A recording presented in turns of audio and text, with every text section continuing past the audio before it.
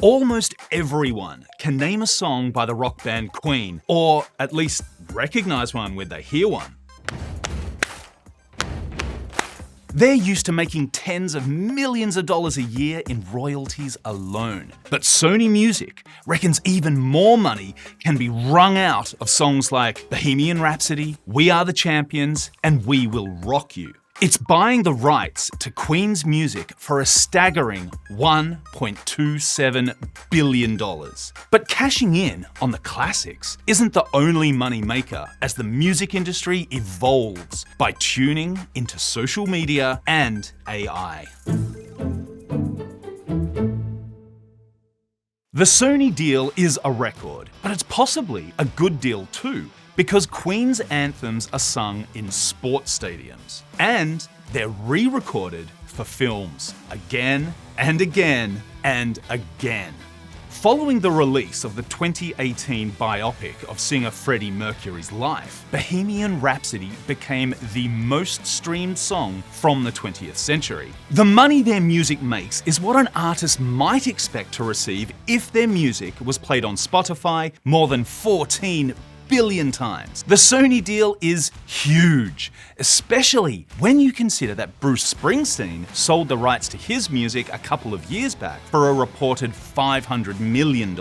Talk is that deals like these really started gaining pace and cash during the COVID years when touring became impossible. But the music industry and its stars have made cash in an ever-changing financial environment. Back in the day, concerts were the big earner, along with generous benefactors and the sale of sheet music. Then, recordings came along. In 1942, Bing Crosby made history with White Christmas, eventually selling 50 million copies. The internet has changed all that. The music streaming market worldwide is projected to reach nearly 30 billion in revenue in 2024. That's more than 84% of total music industry revenue. Let's take Warner Music. In the first 3 months of 2024, they made $828 million from streamed music. As fast as streaming is going up, downloads are going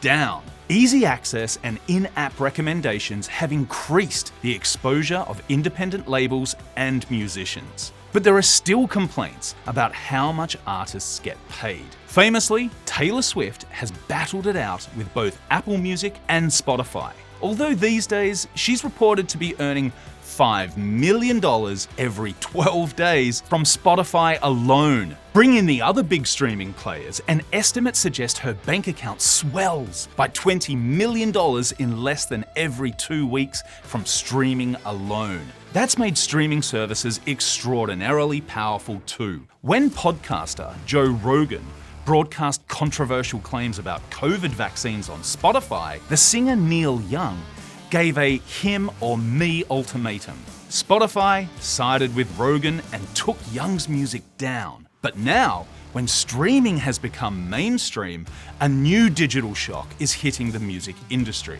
artificial intelligence. Stars like Billie Eilish worry that AI tools are being used to copy artists' work so closely that it amounts to theft. Firms such as Sony Music, Universal Music Group, and Warner Records are going to the courts. They accuse AI startups Suno and Udio of committing copyright infringement on an almost unimaginable scale. In response, Suno and Udio say they're working to ensure their models don't imitate copyrighted work.